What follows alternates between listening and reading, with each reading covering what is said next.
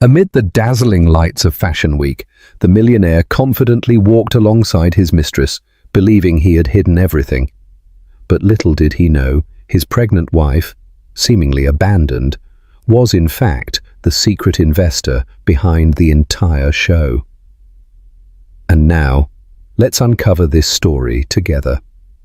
The flash of a paparazzo's camera is a brutal thing. It doesn't just capture an image, it exposes a truth, freezing a single devastating moment for eternity. For Jared Jezza Riley, a high-flying property tycoon in Sydney, that moment was fast approaching. He stood under the glittering chandeliers of a Melbourne ballroom, his arm possessively around his latest dalliance, an influencer named Tamzin Tam O'Keefe. Jared believed he was the king of his universe, orchestrating a perfect secret life. But across the city, in a quiet, elegant suite, his pregnant wife, Olivia Liv Riley, was reviewing the final run of show for the very event he was attending, an event she secretly owned. She was not just a spectator in his game, she was the architect of the entire board. The silence in Jared and Olivia Riley's Darlinghurst penthouse was a specific kind of quiet. It wasn't peaceful. It was heavy with the things left unsaid. It clung to the minimalist furniture and echoed off the floor-to-ceiling windows that overlooked the Botanic Gardens. From this height, the city looked like a circuit board, a complex network of glittering lights and interconnected lives. For Liv, it felt like a cage, albeit a beautifully gilded one. At 32, Olivia Winslow Riley possessed a quiet grace that was often mistaken for fragility. She had old money in her veins, the kind that didn't need to announce itself. Her family, the Winslows, had built their fortune in Australian wool and textiles over generations, a legacy of artistry and shrewd business acumen that she had inherited in full. But when she married Jared Riley 5 years ago, she had willingly stepped back, allowing his explosive success in the world of venture capital to take center stage. He was the sun, and she, he assumed, was a planet content to orbit him. He was wrong. Lately, the distance between them had grown from a crack to a chasm. Jared's work had become an impenetrable fortress. Late nights were no longer just late. They were all-nighters. Business trips once discussed were now announced. The latest was a week in Melbourne. "It's the final push for the Green Valley acquisition," he'd said, loosening his tie as he walked into their cavernous bedroom.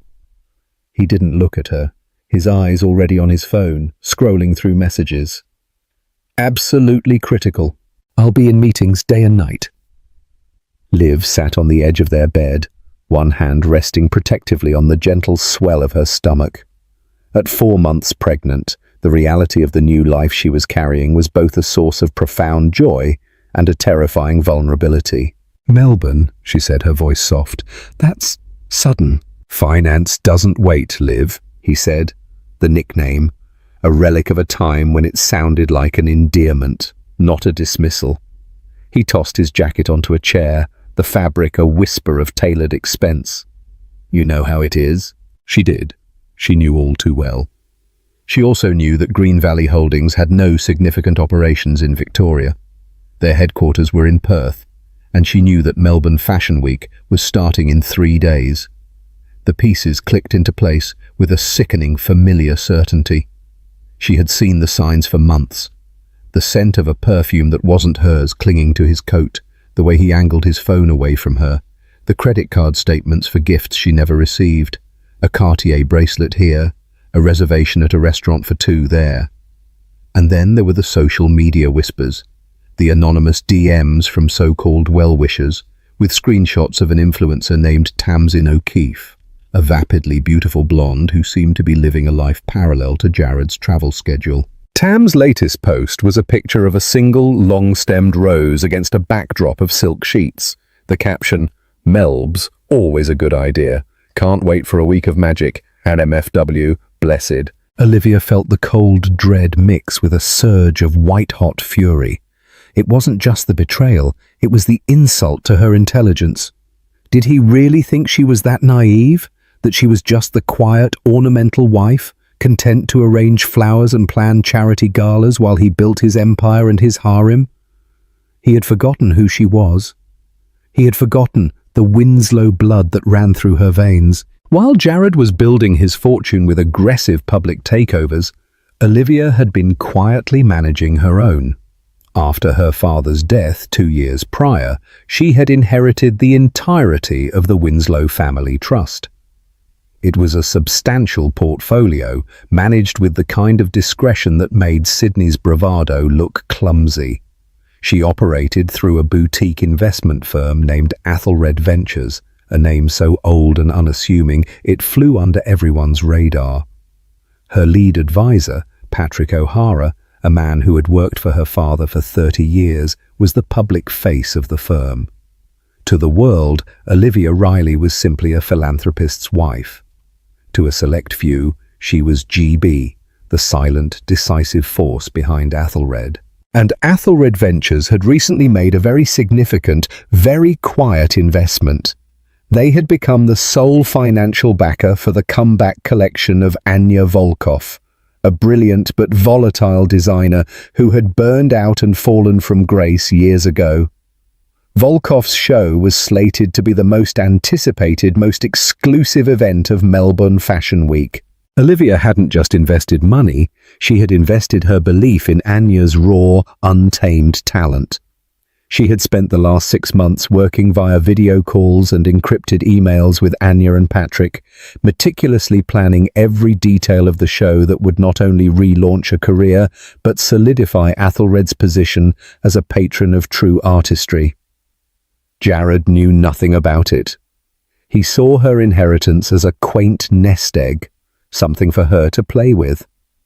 He had no idea that her nest egg could swallow his entire fund without a trace of indigestion. As he finished packing his suitcase, too many casual shirts for a critical acquisition, Olivia made a decision. The quiet grief that had shrouded her for months began to solidify into something harder, something with a sharp and unforgiving edge. She would not confront him. She would not cry or scream or throw his betrayal in his face. That was the reaction he expected from the woman he thought he knew. Instead, she would let him walk straight into her world, a world he had no idea even existed. She would let him have his little fantasy in the city of gold, and then, on her terms, on her stage, she would burn it all to the ground.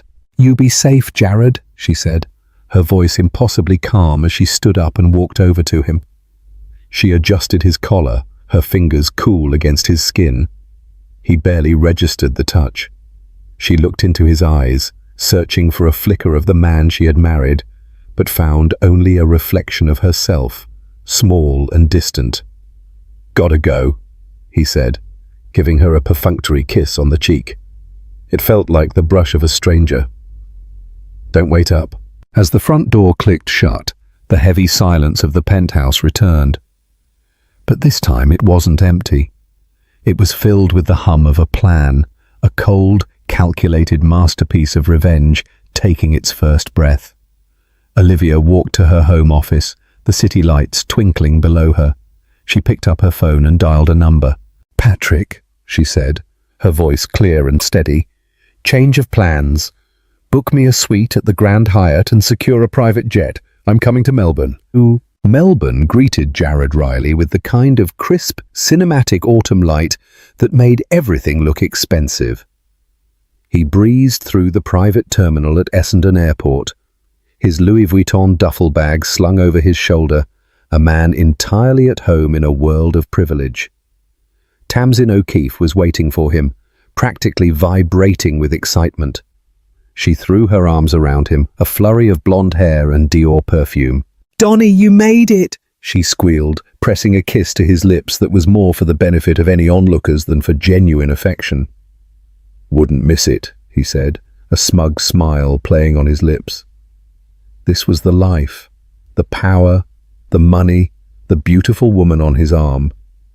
It was a validation of his success, a world away from the quiet, heavy atmosphere of his penthouse and his increasingly withdrawn wife.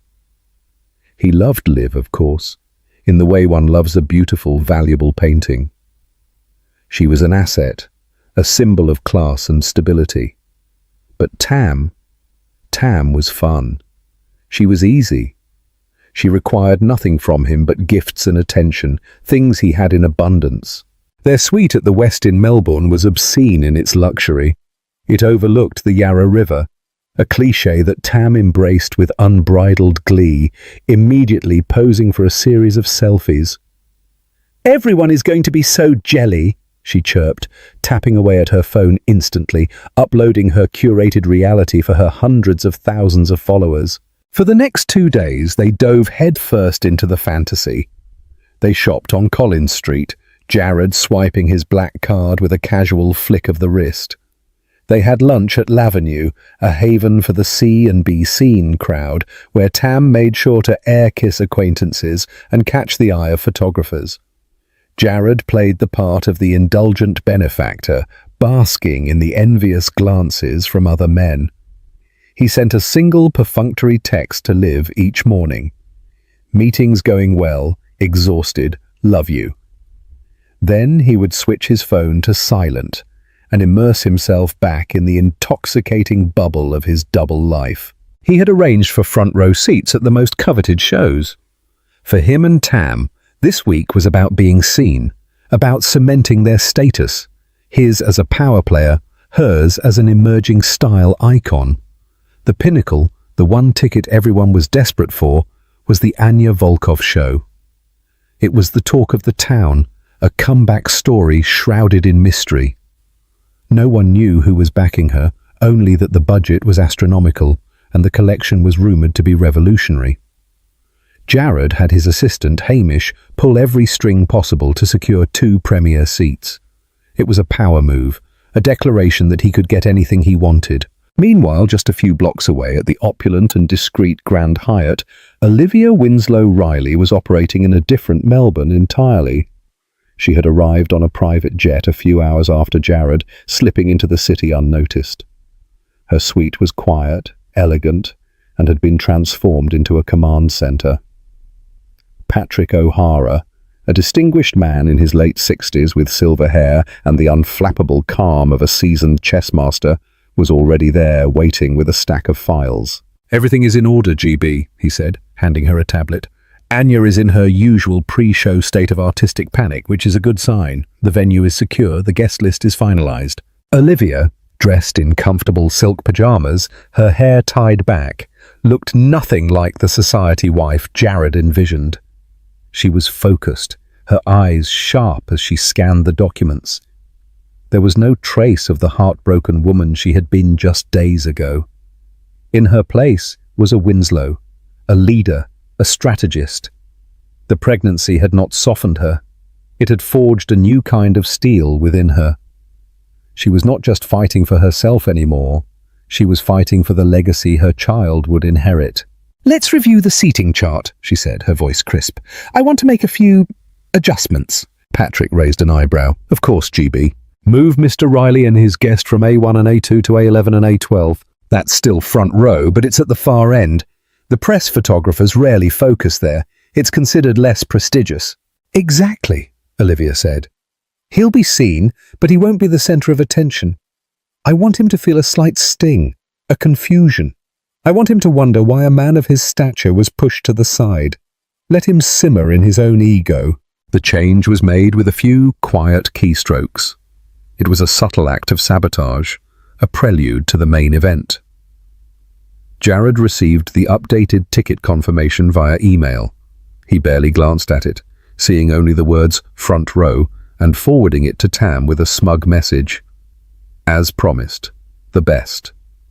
He was too busy fielding calls and projecting the image of a man closing a multi-billion-dollar deal to notice the small detail of the seat numbers. Tam, however, did notice.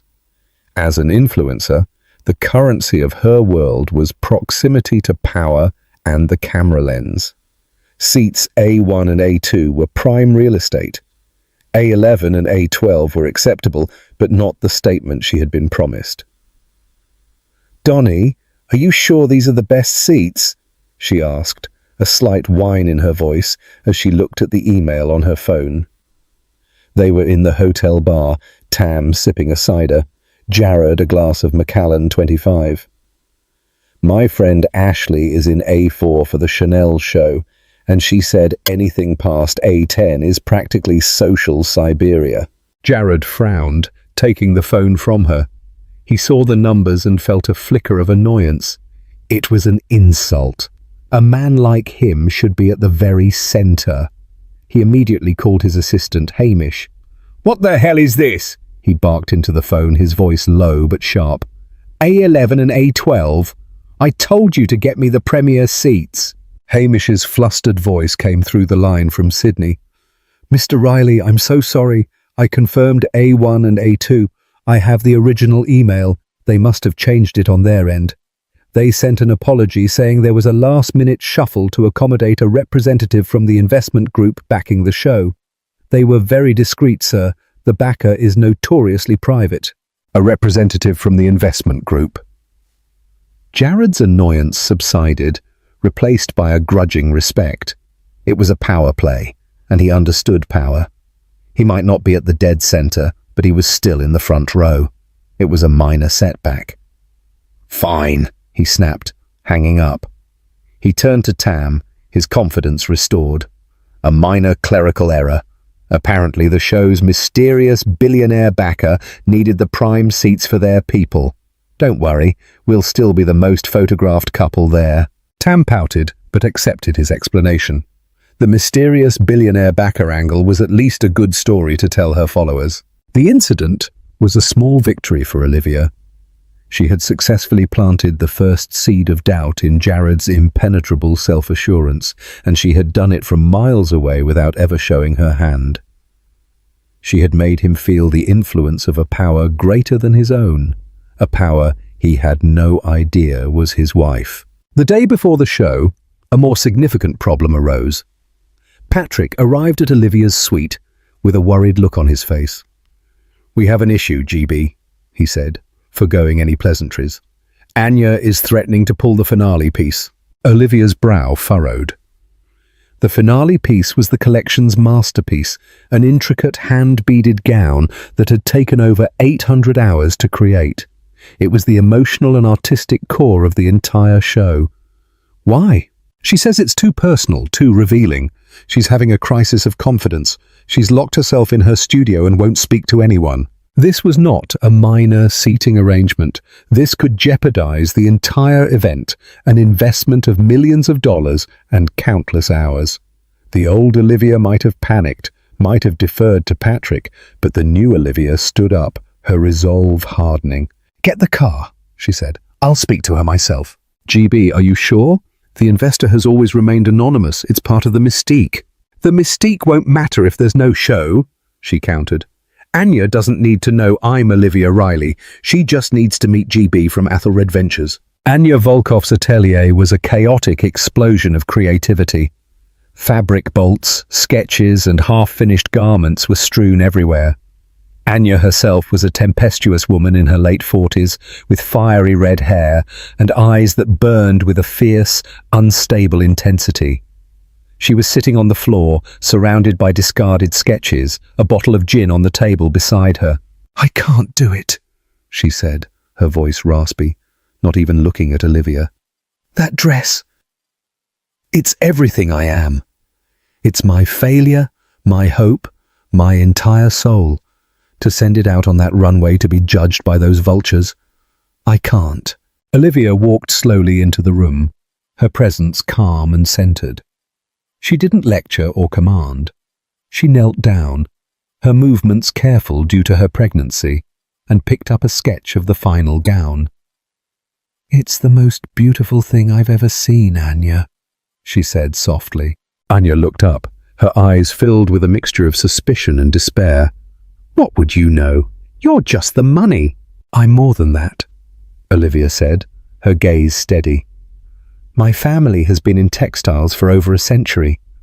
I grew up with fabric and thread. I know what it takes to create something like this. This isn't just a dress, it's a resurrection." She paused, letting the word hang in the air. "You're not afraid they'll judge the dress, Anya. You're afraid they'll see you, all of you, and you're afraid they'll love it.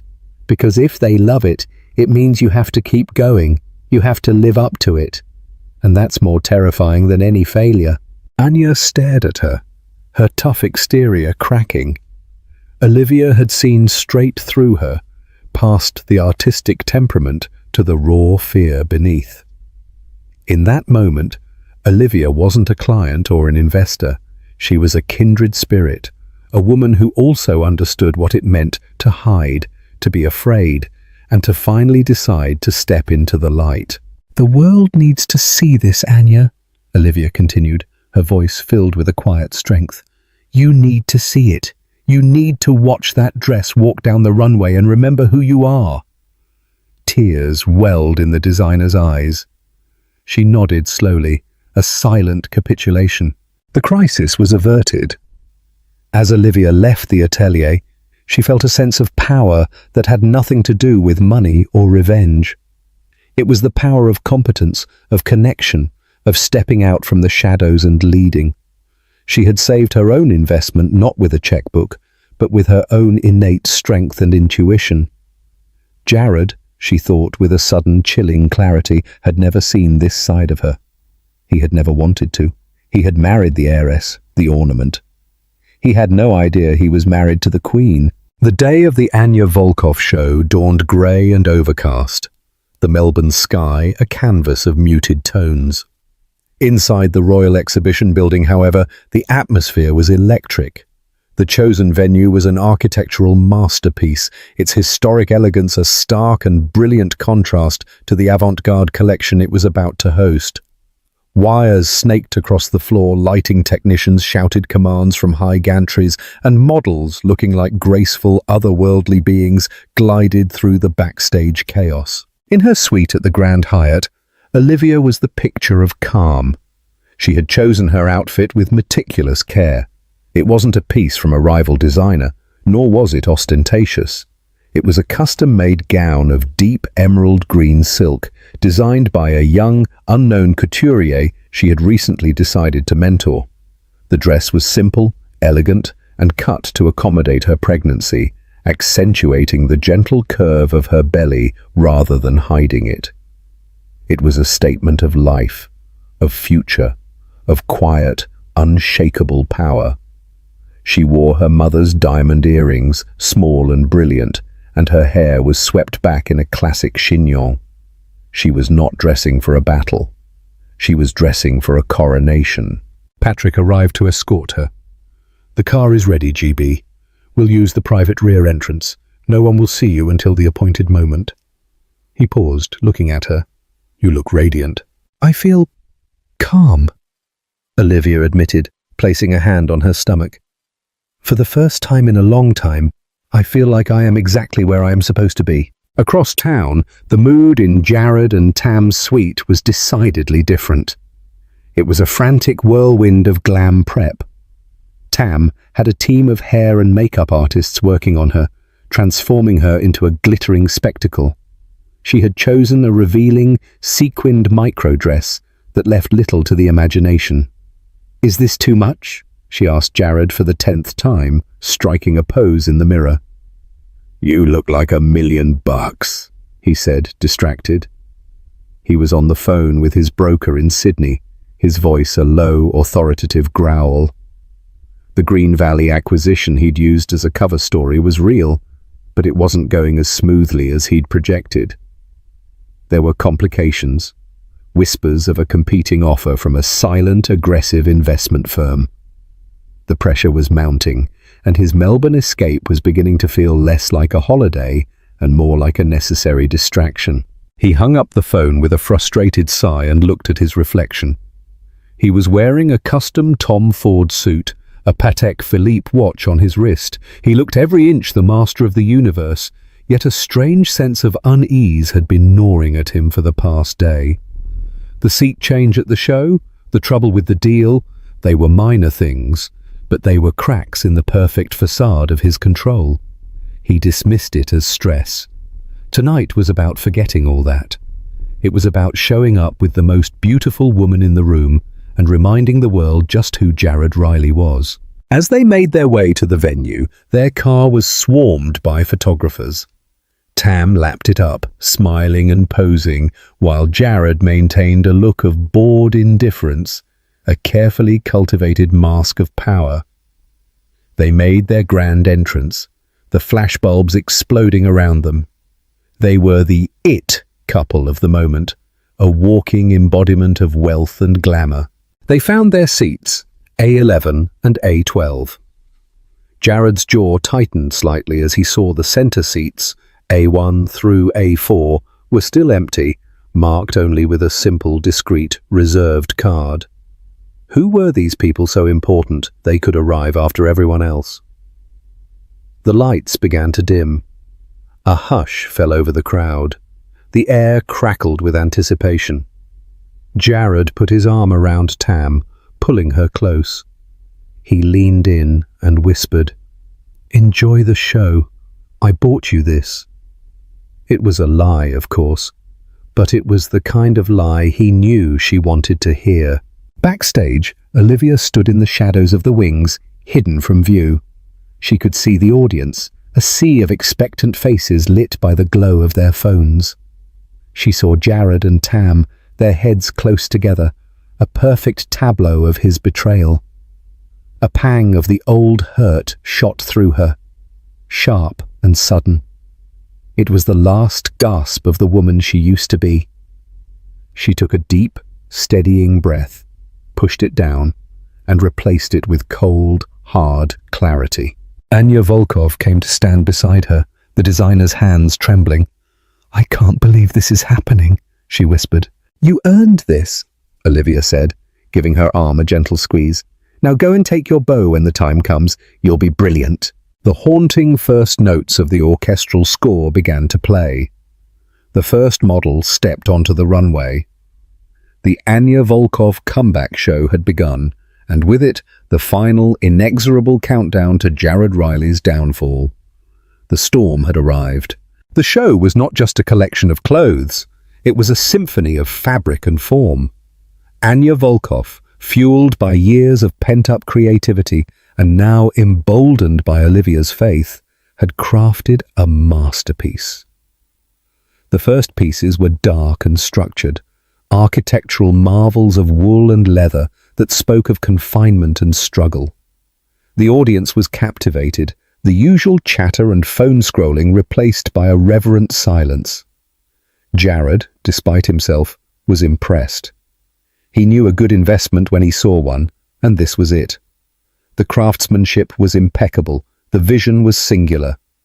He made a mental note to have Hamish find out who the money was behind this Volkov character. There could be an opportunity here.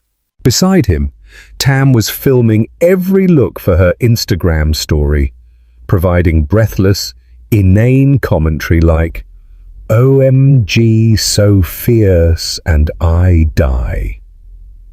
As the show progressed, the collection transformed. The dark, rigid silhouettes softened, giving way to flowing silks and rich velvets in shades of sapphire, amethyst, and finally, a triumphant, brilliant gold. It was a narrative of emergence, of breaking free. The tension in the room built with the swelling orchestral score, each look more breathtaking than the last. Olivia watched from the wings, her heart swelling with pride for Anya. But she was also watching Jared. She saw his appraising glance, the way his mind was clearly calculating angles and opportunities. He was seeing the show as a commodity, a potential acquisition. He had no concept of the soul that had been poured into it. He was a predator, and this entire world she had built was to him just another hunting ground. Then came the finale. The music softened to a single, haunting cello melody. A collective gasp rippled through the audience as the final model stepped onto the runway.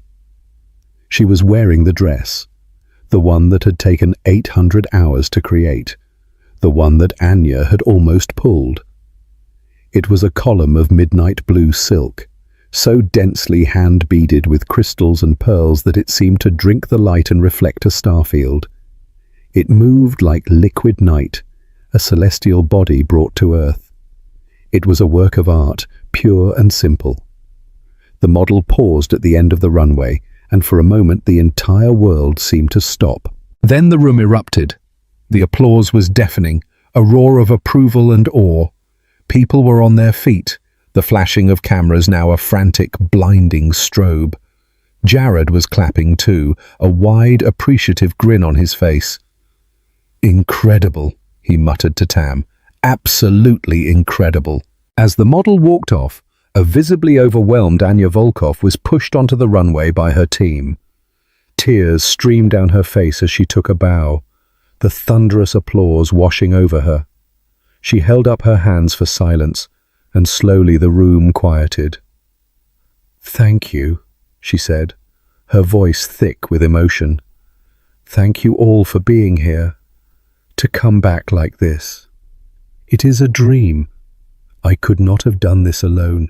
I have my incredible team, my models, but there is one person without whom none of this, not a single thread, would have been possible." Jared leaned forward slightly, intrigued. The mysterious backer. This was the moment. He expected some reclusive European industrialist or an Arab sheikh to be named. "This person found me when I had given up on myself," Anya continued, her voice growing stronger. "They invested not just their money but their faith. They demanded excellence, but they did so with grace and a deep understanding of the artistic soul. The world knows them by the name of their firm, Athelred Ventures, but I know them as a partner and a visionary." In the wings, Patrick gave Olivia a small, encouraging nod. This was her cue. Her stomach fluttered, a mixture of nerves and adrenaline. She took one last deep breath, her hand resting on her baby, a silent promise. "This is for us." On stage, Anya smiled. "Tonight, for the first time, my partner has agreed to step out of the shadows. Please join me in welcoming the true force behind this collection." Olivia stepped out from the darkness of the wings and into the brilliant white light of the runway. Time seemed to warp and slow. For a few seconds, the audience was confused, seeing only an elegant pregnant woman in an emerald green dress joining the designer. Who was this? An actress? A muse? Anya's voice rang out clear and proud. "The head of Athelred Ventures, my collaborator and my friend, Olivia Winslow Riley." The name hit the room like a sonic boom. Riley. 100 camera lenses swiveled as one, away from the stage and toward the front row. They searched, found their target, and opened fire. Jared had been clapping, a polite, detached smile on his face. When he heard her name, his hands froze mid-air. The smile dissolved, replaced by a mask of utter, slack-jawed disbelief. His mind reeled, unable to process the information. Liv, his quiet, docile Liv, Athelred Ventures, the secret backer. It was impossible. It was a dream, a nightmare. He looked from the stage to the seating chart in his mind. The reserved seats, A1, A2. The representative from the investment group. It was all for her. The shift in his own seats wasn't a clerical error. It was a deliberate, calculated insult. Tam, beside him, was just as stunned. Her mouth hung open, her perfectly glossed lips forming a silent O. She looked from the radiant, powerful woman on the stage to the ashen-faced man beside her, and the sickening truth crashed down on her. The woman on stage was his wife, the pregnant wife he had told her was visiting her mum in the countryside. The popping of the flashbulbs was now a relentless percussive assault, a machine gun fire of humiliation aimed directly at Jared. He felt 1,000 eyes on him, their gazes a mixture of pity, scorn, and schadenfreude. His perfect world, his carefully constructed double life, had not just been exposed, it had been publicly, spectacularly, and masterfully detonated. On the stage, Olivia did not look at him, not once. She stood tall, a serene smile on her face, one hand resting on her pregnant belly. She looked out at the adoring crowd, at the industry that was now hers to command. She wasn't the wife scorned, she was the victor. She had taken the stage he thought was his and revealed it was her kingdom all along. She leaned into the microphone Anya was holding. "True art deserves to be seen," she said, her voice steady and clear, ringing through the silent hall. "And true strength is often found in the places you least expect it." Her words were for the audience, but her message was for one man only. It was a declaration of independence, a final, devastating checkmate. In the blinding glare of the spotlights, Jared Riley finally saw his wife for who she truly was. And in the same instant, he realized he had lost everything. The chaos that erupted after Olivia's speech was instantaneous and total. The show was no longer the story. The Rileys were. Ushers and security struggled to maintain order as journalists, bloggers, and industry gossips surged toward the front row, their phones held aloft like weapons. "Mr. Riley, what's your reaction? Is your wife the secret investor?" "Tam, were you aware Mr. Riley was married?" Jared was frozen in his seat, the flashes reflecting in his wide, unseeing eyes. He was a statue in a hurricane of his own making. Tam, recovering her senses first, did the only thing she knew how to do. She fled. Scrambling for her purse, she pushed through the throng, her face a mask of horror and humiliation, tripping over a photographer's bag in her haste to escape the toxic blast radius of the scandal. She was collateral damage, a footnote already being written. Jared finally moved, his limbs stiff, robotic. His only thought was to get to Olivia, to talk to her, to control the narrative, to fix this. He pushed his way toward the stage, but a wall of security guards materialized, blocking his path. They were large men in sharp suits, polite but unmovable. "I need to see my wife," he snarled, his voice raw. "Mrs. Riley is not available at the moment, sir," the head of security said, his expression impassive. From behind them, Patrick O'Hara appeared, his face a mask of cool disappointment. "Jared," he said, the use of his first name a clear and deliberate breach of professional decorum. "I think you've caused enough of a scene. It's time for you to leave." "Patrick, you're in on this?" Jared felt a fresh wave of betrayal. This man had been a fixture in Liv's life for years, a quiet, grandfatherly figure. Now he looked at Jared with the cold eyes of an executioner. "I work for the head of Athelred Ventures," Patrick stated simply, "and my employer has requested that you be escorted from the premises." Humiliation burned through Jared. To be thrown out of his own wife's event was an indignity he could barely comprehend. Defeated, he allowed the guards to steer him through a side exit, away from the prying eyes of the press, and into the cold Melbourne night. The air felt thin, and he struggled to breathe. His phone was vibrating incessantly in his pocket, a frantic buzzing of texts and missed calls from his partners, his lawyers, his PR team in Sydney. The story was already breaking online. Property tycoon Jared Riley's wife revealed as secret fashion mogul in shocking public reveal. The headlines were brutal, painting him as a fool and a cheat. He got back to the Westin to find his fantasy suite stripped of all its magic. Tam's things were gone, hastily packed and vanished. He was alone. He tried to call Liv, but the call went straight to voicemail. He texted her a frantic series of messages. "Liv, we need to talk. This is a misunderstanding. I can explain everything. Please, call me." Silence. He poured himself a large scotch and turned on the television. Every Aussie news channel, every international style program was leading with the story. They showed the clip of Olivia on the runway, looking regal and powerful. Then they would cut to a grainy, zoomed-in shot of his face, his expression of slack-jawed shock, a perfect meme of downfall. They showed Tam's panicked escape. They were dissecting his life, his marriage, his infidelity for the world to see. An hour later, there was a knock at his door. He flung it open, hoping, praying it was Liv. It was a hotel manager, flanked by two bellhops. "Mr. Riley," the manager said, his voice polite but firm. "We've been informed that the reservation for this suite has been cancelled. The bill has been settled in full by Athelred Ventures. We can, of course, arrange another room for you at the standard rate." Jared stared at him, dumbfounded.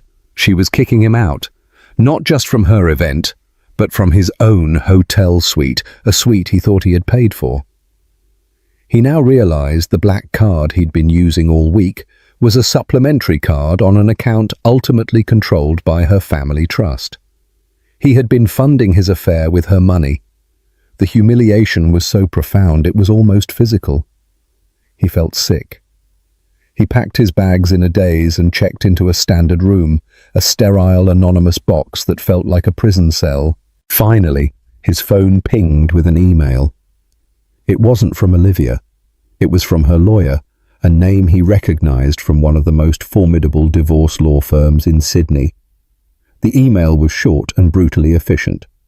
It informed him that divorce proceedings were being initiated on the grounds of adultery.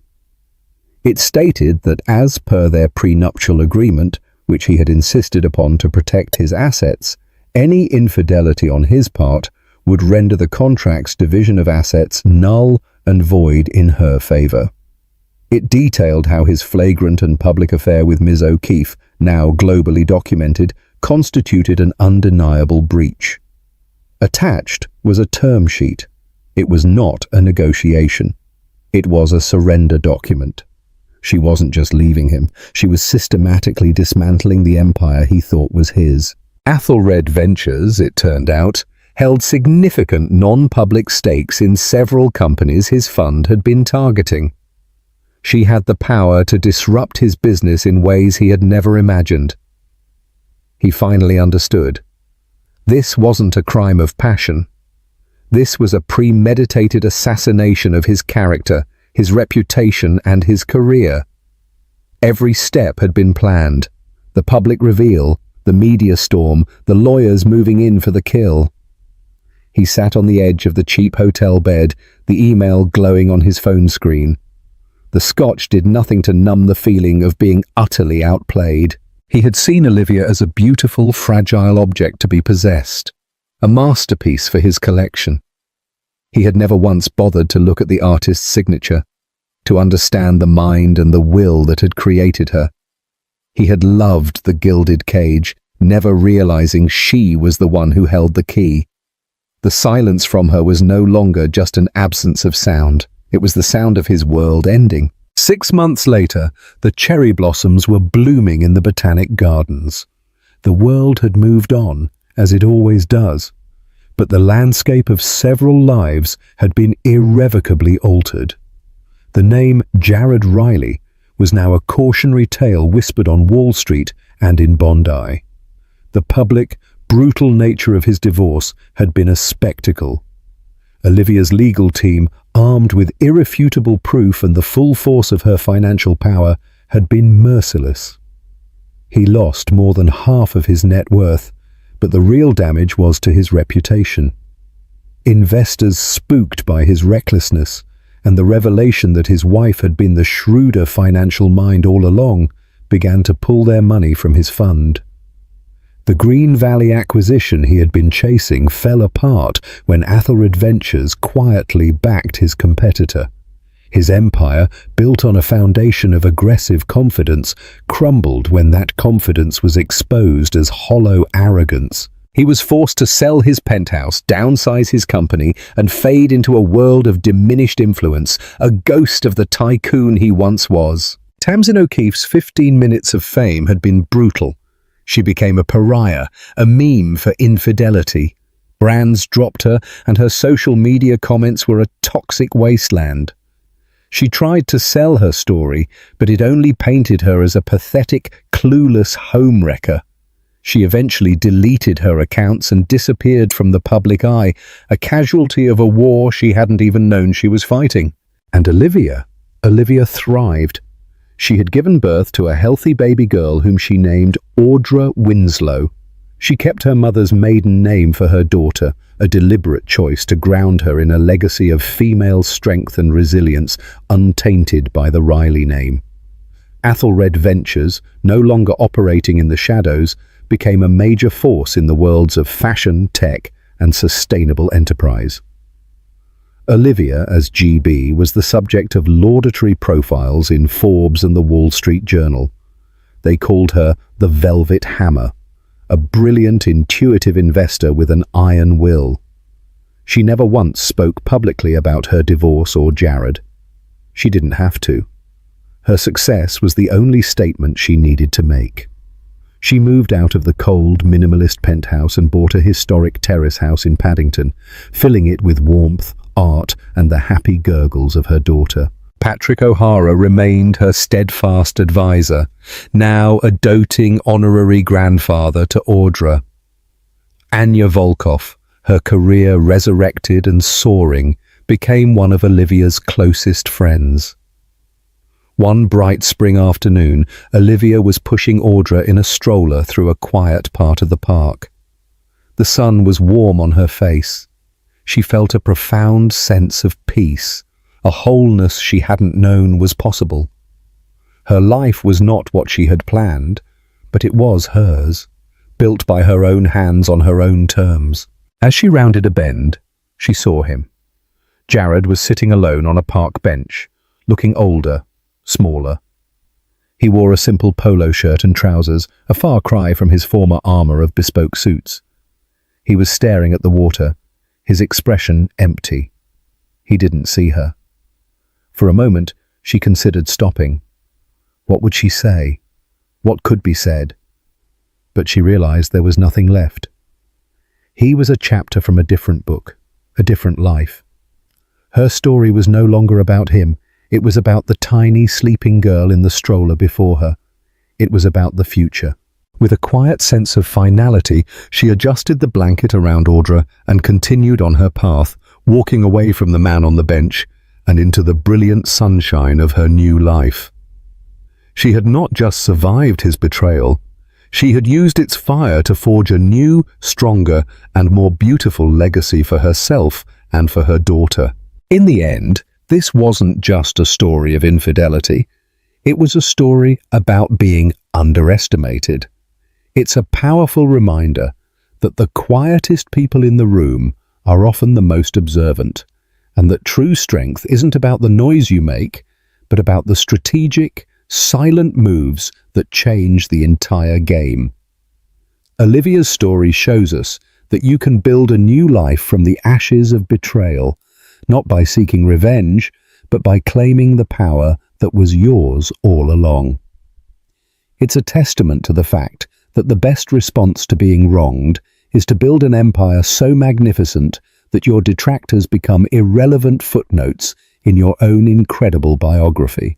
If this story of strength and sweet justice resonated with you, please give this video a thumbs up and share it with someone who needs a reminder of their own hidden power. Don't forget to subscribe and hit the notification bell so you won't miss our next story. Thanks for listening. What would you have done in Jared's shoes when you saw your son for the very first time? Tell us in the comments. And don't forget to like this video and subscribe to the channel so you don't miss our next story.